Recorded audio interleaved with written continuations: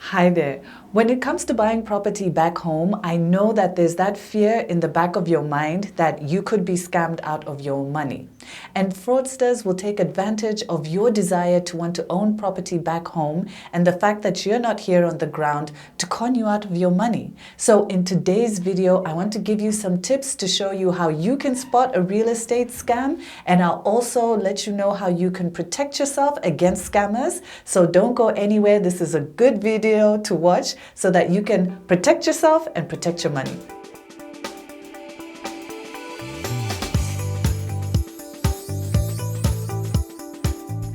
If we haven't met before, my name is Natasha Chumia. I'm the founder and CEO of Diaspora Connect, and on this channel I like to give you information and inspiration on the Zambian real estate market so that you can buy property back home in a safe and reliable way.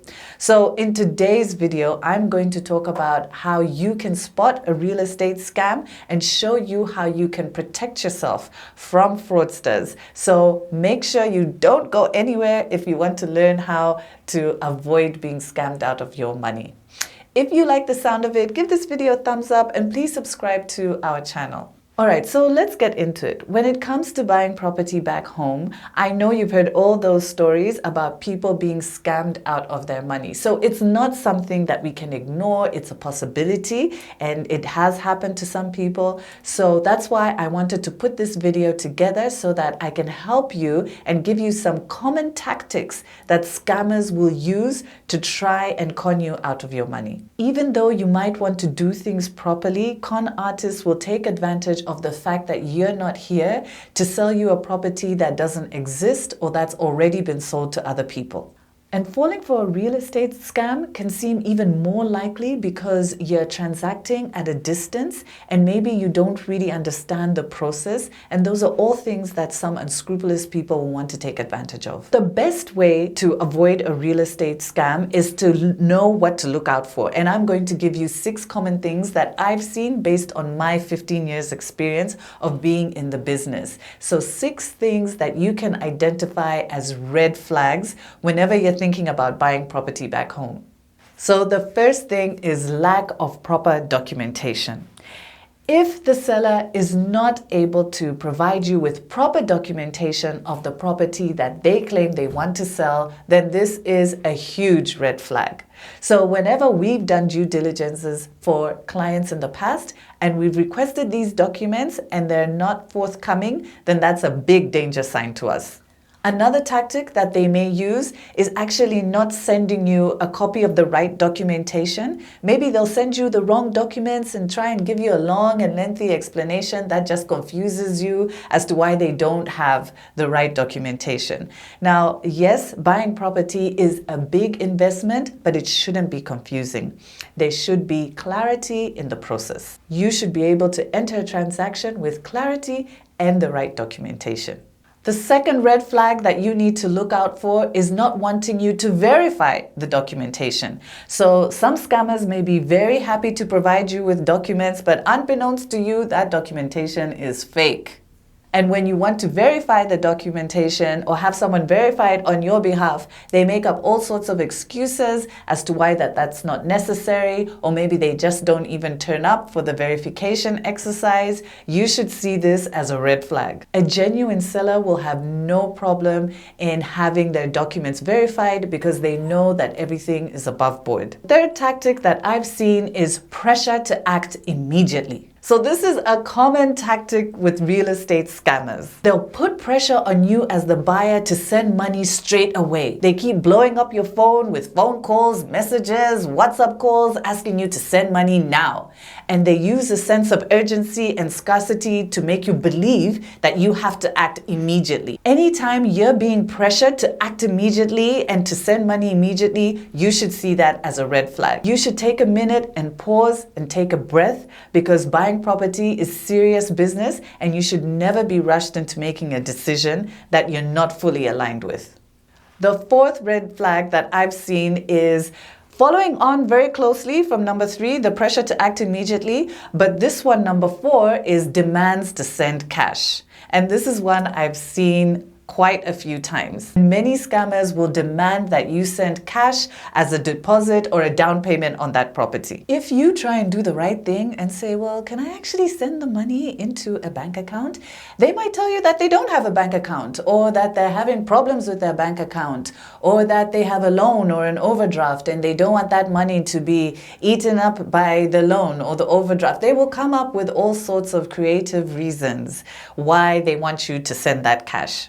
And they might do this several times, even after you've paid the deposit or down payment. So you may pay that deposit knowing that you've agreed a certain time frame in which you're going to make subsequent payments. But you find that very soon after making that first payment, they might try and hit you up for more cash. So for example, one tactic they'll use is that, oh, somebody else has shown up and offered them more money. And they'll even offer to refund you. They'll tell you that, well, somebody else has come, they're offering me more money, and once they pay me, I'll refund you. And now because you don't want to lose that property, you're going to send more money. Or they might even come to you with a sob story. Maybe there's a child that is sick, and because you feel bad, you might send that money. But if these demands for cash are very pressing, if they keep pressing you to send cash, then stop and see that as a red flag.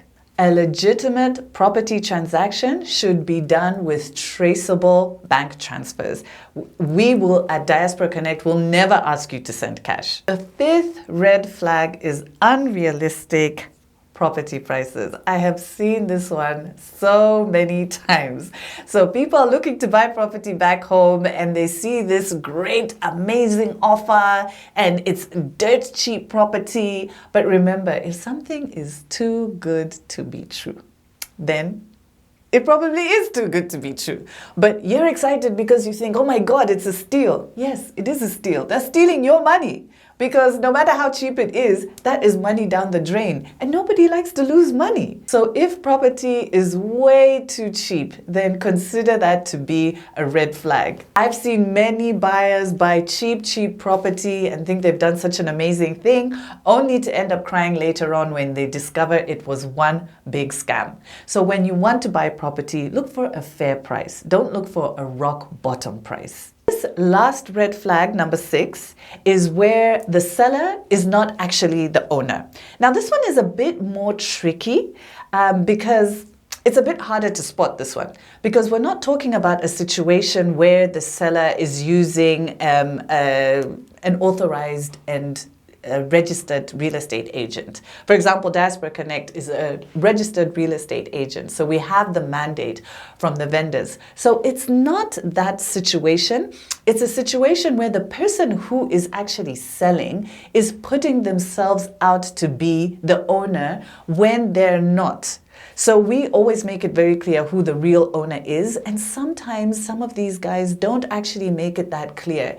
And later on, you'll discover that they didn't actually quite have that arrangement with the seller, or they didn't quite agree terms, proper terms with the seller, or sometimes you may find that they didn't have any kind of mandate or authorization from the seller to sell those properties. So like I said, this one is a bit trickier, but I can tell you that some of the developments that we've seen go down, it's because that agreement between the person who was the front-facing person and the owner was not kosher, was not above board, and people have ended up losing a lot of money that way. So where the seller is not the actual owner, then proceed with caution. Make sure you really understand what the arrangement is, and most importantly, make sure the seller has actually given their written consent for that property to be sold in that manner. Like I said, a property transaction is a big transaction, but it doesn't need to be a complicated transaction. If you can't really understand the arrangement clearly, then be prepared to walk away, no matter how perfect the property might seem on the surface. How can you avoid being scammed when you're buying property back home? Because let's face it, scammers can be very creative, they can be very convincing. This is what they do, this is their business. They know how to prey on our emotions and our feelings. So it can be a challenge to actually avoid being scammed, especially when you're so far away. And I know that information back home can be really hard to find. And I know there's sometimes a big question mark over who you can and shouldn't trust. So I'm going to give you some tips now of how you can avoid these real estate scams because it's really important that you stay vigilant. So firstly, consult a licensed property professional. You know, I always sing this song and I sing it for a reason. Don't go for briefcase people. Use proper licensed property professionals, whether it's a real estate agent, whether it's a lawyer. Make sure that these people are registered, because if they are registered, then they're being supervised. There's a place that you can complain to. There's a place that you can run to. And more likely than not, no one wants to lose their license over a fraudulent deal. The second thing that you can do to make sure that you don't fall prey to these scams is make sure you actually investigate the property before you decide to go ahead and buy it. Now, we've done a video before on how to do a due diligence on a property. So make sure that the licensed professionals that you are using are able to do this on your behalf if you are living abroad. The third thing is don't be rushed, okay? Nobody should rush you into making a decision to buy a property. Receive all the information and then take the time to make an informed decision about whether that property is the right one for you or not. Avoid sending cash. By all means, avoid sending cash. Always make sure that you make a traceable transfer into somebody's bank account. And my last tip is be wary of those deals that are too good to be true. Remember, if something looks too good to be true, then it probably is. If you're looking for property, then just be aware of market prices so that you're able to identify when something is way, way, way too cheap. Don't act hastily or out of emotion because you think you found this amazing deal.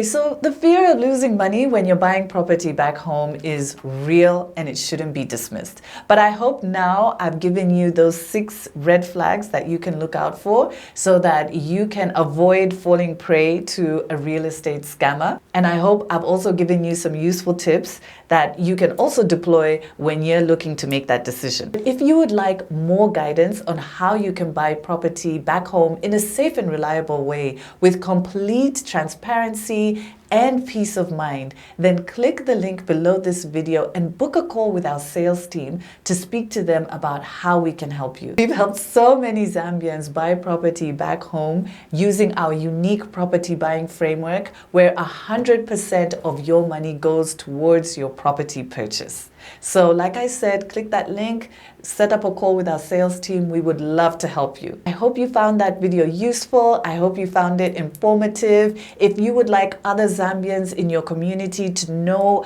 these red flags and to know how to protect themselves, then please share this video with them.